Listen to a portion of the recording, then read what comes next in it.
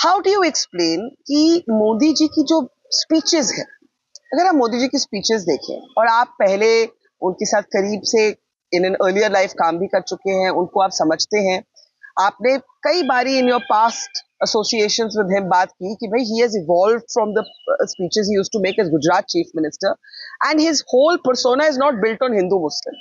लेकिन अगर आप इस कैंपेन में कुछ स्पीचेस देखिए, मंगलसूत्र का रेफरेंस, वोट जिहाद का रेफरेंस, वो मुस्लिम्स की प्रॉपर्टी लोगों की प्रॉपर्टी लेके मुसलमान को दे देंगे। हालांकि बाद में उन्होंने एक इंटरव्यू में कहा भाई मैं तो मुस्लिम्स की बात ही नहीं कर रहा था। एक minute, how do you explain those speeches if the BJP is so confident of repeating or bettering their performance? दो बातें मैं आपको बताऊं। जितना मैं मोदी जी को या उनकी कार्यशैली को देखता समझता हूं, ये तो कोई कह ही नहीं सकता है दुनिया में कि वो मोदी जी को जानता है। तो पहले उस बात को तो खारिज कर दीजिए। अगर कोई ये कह रहा है कि मैं मोदी जी को जानता समझता हूं, तो या तो वो मूर्ख है या मूर्ख बना रहा है। कोई जानता समझता नहीं, हम लोग तो एक आकलन कर सकते हैं। जब मोदी जी आपको बड़ी बातें कहते दिखे तो समझिए कि अंडरलाइन कुछ प्रॉब्लम है। जब वो कह रहे थे 370 400, तो आप ये मानकर चलिए कि नीचे उनको आंकड़ों में जमीनी हकीकत उनको दिख रही थी कि स्थिति इतनी रोजी नहीं है जितना उन्होंने पेंट किया है या कराया है। जब मोदी जी आपको कॉशस दिखे तो आप ये मानकर चलिए कि उनकी स्थिति बेहतर हो रही है। ये बेसिक उनका काम करने का तरीका मुझे समझ में आया है जी। बंगाल में वो कह रहे थे कि भाजपा के 200 सीट आ रहे हैं। ऐसा नहीं हो सकता है कि जो आंकड़े हम लोग के पास आ रहे थे उनको पता नहीं। उन लोगों के पास हम लोग से बहुत ज्यादा एजेंसी है, साइंटिफिक तरीका है जानने समझने का। फिर वो 200 की बात क्यों कह रहे थे?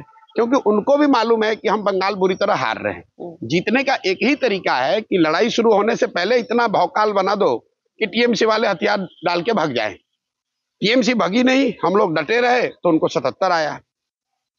उसके मुकाबले यूपी में आपको याद होगा बड़ी चर्चा चली कि उत्तर वेस्टर्न यूपी में भाजपा साफ हो गई है, सपा जीत कर आ रही है। परिणाम बिल्कुल उसके उलट है।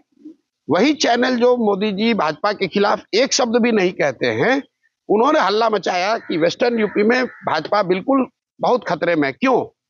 क्योंकि उन्हीं चैनल उन्हीं माध्यमों से वो लोग अपने लोगों को आगे खबर भेज रहे हैं आगे के चरणों में कि भाई अब तुम्हारी जिम्मेवारी है, इधर वोट बहुत हमारे खिलाफ पड़ा है, तुम जगो, खड़े हो, जिताओ। तो ये एक बात है कि इस फंडामेंटल बात को आप समझिए। जब मोदी जी बहुत कॉन्फिडेंट दिखे तो समझिए कि देयर इज एन अपॉर्चुनिटी। जब वो बिल्कुल आपको कॉशस दिखे तो समझिए कि उनकी स्थिति बेहतर है। अब बात आई कि भाई क्यों मंगलसूत्र, क्यों वापस उस नैरेटिव पर गए। जो उनके सबसे डाई हार्ड सपोर्टर हैं उनको भी शायद ये अच्छा नहीं लगा। आपको तमाम लोग रास्ते में मिले होंगे जो कह रहे यार प्रधानमंत्री के तौर पर इस तरह की बात नहीं करनी चाहिए। बीजेपी के समर्थक मिले। मैं कह रहा हूं, यही बात मैं भी कह रहा हूं। ऐसा फिर उन्होंने क्यों कहा? हम लोग जब फ्लाइट में चलते हैं थोड़ी सी टर्बुलेंस होती है तो बड़ा डर लगता है। जब आप बस पे चलते हैं, बस हिचकोले खाती है फिर भी आप ठीक से हैं। बैलगाड़ी पे आप रहते हैं, बैलगाड़ी हिचकोले खा रही है, आप मजे में उस पे सो रहे हैं। कहने का मतलब ये है कि जब आप ऊंचाई पर होते हैं जी, तो थोड़ी सी डिस्टर्बेंस भी आपको डरा सकती है। तो मोदी जी ने जब चुनाव शुरू हुआ और जो एक माहौल बनाकर, एक नैरेटिव बनाकर सेट करके वो इंटर किए चुनाव में, और अचानक से ये बात आई कि अरे उतनी स्थिति अच्छी नहीं जितना लोग सोच रहे थे, तो उस घबराहट में कह लीजिए, he was nervous, you think? It was a knee jerk reaction and why I say so कि अगर जो मोदी जी खुद कह रहे हैं कि भाई हम तो वोटर को एजुकेट कर रहे थे। अपने बात के साक्षात्कारों में मोदी जी ने कहा कि भाई हमारा काम है कि हम वोटर को एजुकेट करें। ये तो कांग्रेस वाले ऐसा कह रहे थे।